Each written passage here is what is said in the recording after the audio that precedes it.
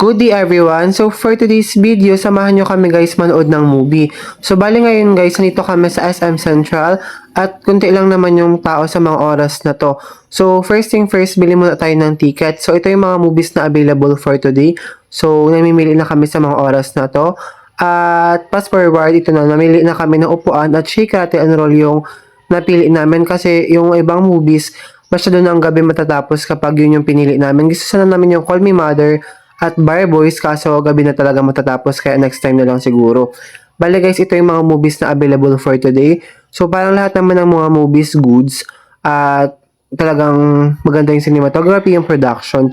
So ito na, nakabili na kami ng ticket at around 3:30 ata to, tapos 5 PM pa mag-start yung movie namin kaya nag-ikot-ikot muna kami. At meron din pala silang snack area dito kung gusto nyong bumili. Meron silang popcorn, burger, mga drinks, etc.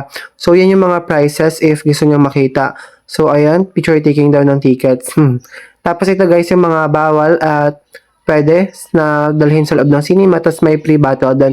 So, fast forward, around 5 PM na to. At nandito na kami ngayon guys sa loob ng cinema room.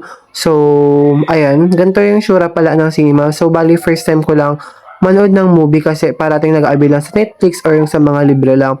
So, good naman for the experience. So, fast forward, kakatapos na ng movie dito.